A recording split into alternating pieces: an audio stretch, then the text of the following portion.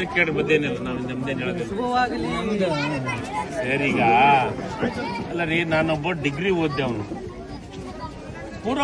ಪೂರ ಬರೆಯೋದನ್ನು ನೋಡಕ್ ನಿಮ್ಮ ಮಾಧ್ಯಮದವ್ರಿಗೂ ಇದು ಇಲ್ಲ ಮತ್ತು ಇವ್ರಿಗೂ ಯಾರೋ ಅವನು ವಿಡಿಯೋ ಮಾಡಿಕೊಟ್ಟ ಬಿಟ್ಟನಲ್ಲ ಅವನಿಗೂ ಇದಿಲ್ಲ ಏನು ತಾಳ್ಮೆ ಅಷ್ಟು ದಡ್ಡನೇನಲ್ಲ ನಾನೊಬ್ಬ ಡಿಗ್ರಿ ಮಾಧ್ಯಮ ಓದಿದ್ದೀನಿ ಏನೇನು ಬರಿಬೇಕನ್ನೋದು ಕಾಮನ್ ಸೆನ್ಸ್ ನನಗೂ ಇದೆ.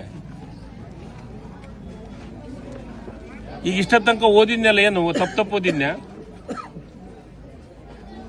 12ನೇ ವರ್ಷ ಜಿಲ್ಲೆಯೊಳಗ ಆಗಸ್ಟ್ 15 ಜನವರಿ 26 ಎಲ್ಲವನ್ನ ನಾನೇ ಓದು ಭಾಷಣ ಮಾಡ್ತೀನಿ. ನಿಮ್ಮಲ್ಲಿ ಯಾವ್ದಾದ್ರು ಊರೊಳಗ ಓದಿದ್ದು ಯಾವ್ದಾದ್ರು ತಪ್ಪು ಓದಿದ್ದು ಏನ್ರ ಇದೇನಾ ಉದಾಹರಣೆ? ಕ್ಷೇತ್ರ ಹೋಗಿ ಏನ್ರ ಬೇರೆ ಹೆಸರು ಹೇಳಿದ್ದೀನ?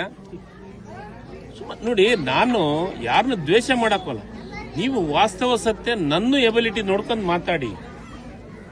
2.5 ವರ್ಷದೊಳಗ ಕನ್ನಡ ಮತ್ತು ಸಂಸ್ಕೃತಿ ಇಲಾಖೆಯನ್ನ ಯಾವ ರೀತಿ ನಿರ್ವಹಣೆ ಮಾಡಿದ್ದೀನಿ ಅನ್ನೋದನ್ನು ಕೇಳಿ.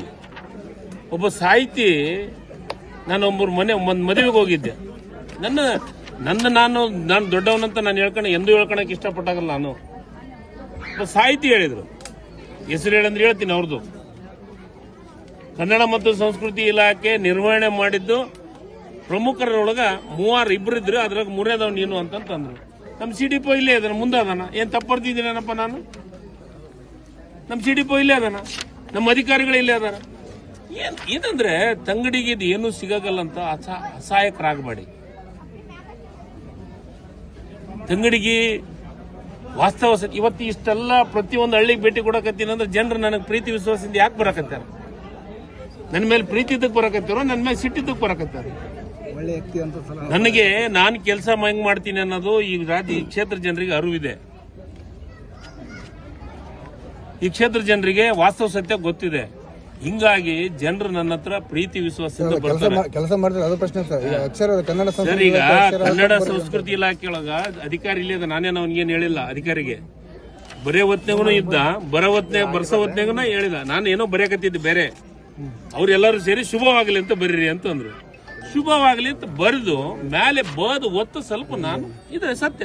ಈಗ ನಾನು ಒಂದೇ ಒಂದು ಕೇಳ್ತೀನಿ, ಅಫ್ಕೋರ್ಸ್ ಗಲಿಬಿಲಾಗ ಇರ್ಬೋದು, ಇಲ್ಲ ಟೆನ್ಷನ್ದಾಗ ಇರ್ಬೋದು, ಬೇರೆ ಏನಾರು ಇರ್ಬೋದು, ಅದಲ್ಲ ನಾನು ಹೇಳೋದು. ಆದ್ರೆ ಅಕ್ಷರ ಬರಿಲಾರ್ದಂತ ಪರಿಸ್ಥಿತಿ ಒಳಗೆ ತಂಗಡಿಗಿಲ್ಲ. ಯಾರೋ ಒಬ್ಬನ ಕೇಳಕತ್ತೇನ, ನಾನು ಉತ್ತರ ಕೊಡ್ಬೋದು ಈಗ ಬಹಳ ಚೆನ್ನಾಗಿ.